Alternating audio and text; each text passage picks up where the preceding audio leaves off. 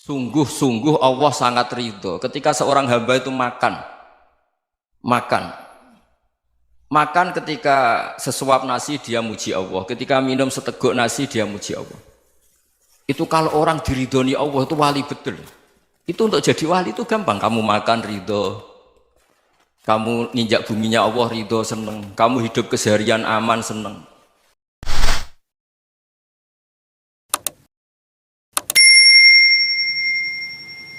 Banyak kebaikan yang kebenarannya itu 100%.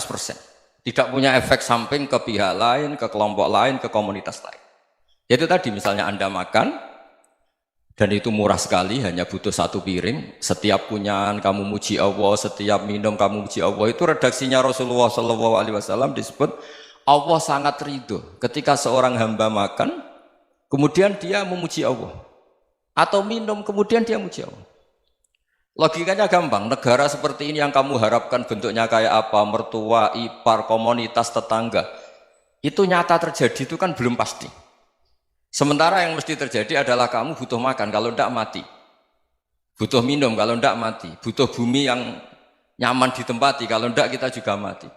Sebab itu Allah kalau menyebut nikmatnya itu hal-hal yang keseharian. Alladzi at'amahum min ju'. Allah itu siapa? Allah itu yang menciptakan kamu bisa makan. Tidak berlebihan, Allah itu yang menciptakan kondisi sosial itu ideal. Zaman Nabi itu ya ada orang munafik. Orang-orang pilihan Allah itu juga diuji orang sekelilingnya yang macam-macam. Semua diuji sesuai konteks zaman dan waktu. Nah, tapi ada ibadah-ibadah yang selalu disarankan Nabi. Sampai Nabi itu pernah ditanya, Ayul Islami khairun ya Rasulullah, Islam terbaik itu gimana? Jawaban Nabi itu unik. It'amut to'am, Islam terbaik itu ya makan-makan, yang santai-santai. Ketika Allah menyebut beberapa kebaikan, falak tahamal aqobah, wa ma adrokan apa? Mal aqobah. Terusannya apa? Fakku rokobah. Terusannya apa? Au it'amun fi yaumin di masubah. Ya, itu acara makan-makan itu juga Islam. Kenapa? Ya bayangkan kalau tidak ada makanan, kita mati kan? Kondisi sosial tidak ideal itu Anda masih gak apa-apa, tapi kalau Anda tidak makan, Anda tidak minum, kamu punya istri cerewet masih bisa hidup, punya mertua cerewet masih bisa hidup, tapi kalau tidak makan bisa mati. Berarti penting mana istri sama makan? Penting mana? Makan. Semoga istri Anda dengar, nanti kamu disuruh makan tapi pulang deh. Itu kalau dibahasakan makan masih memahami, penting mana nasi satu piring dengan istri. Nggak ada nasi mati, nggak ada istri belum mati, penting mana? Gak berani jawab kan? Nah, ternyata Anda ada garang kan di depan istri. Jadi saya mohonlah, mungkin Mas Sufyan Sauri tadi yang bisa bantulah teman-teman tuh ngaji yang keseharian saja. Karena kita nyari ridha Allah itu berdasar firman Allah, dan firman Allah itu menyebut keseharian tuh riang gampang.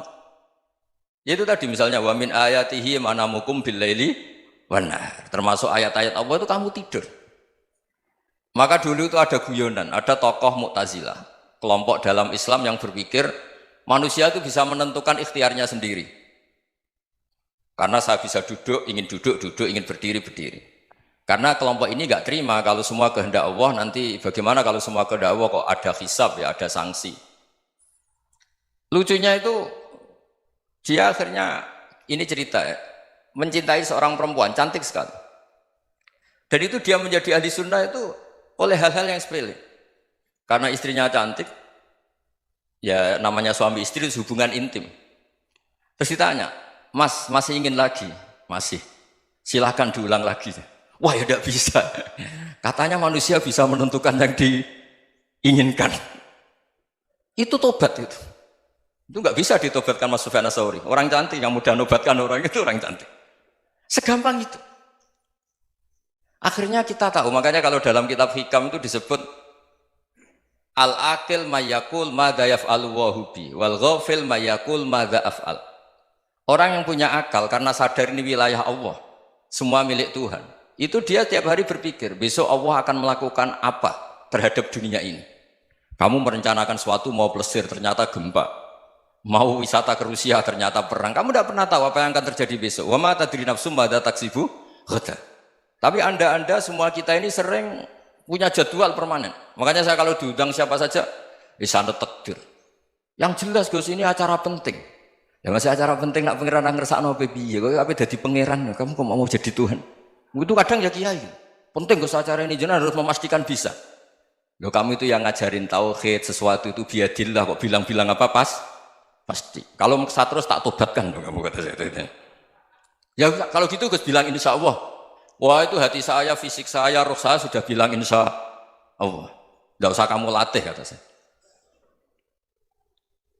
Nah hal-hal tauhid keseharian itu gampang sebetulnya. Wal ghafil yaqulu madza af'al. Tapi orang yang lupa Allah dia setiap hari bilang besok apa? Kita bisa melakukan apa? Seakan-akan dia itu aktor, dia penting, dia subjek permanen, dia. Padahal kita ini hanya objek kehendak Allah Subhanahu wa taala.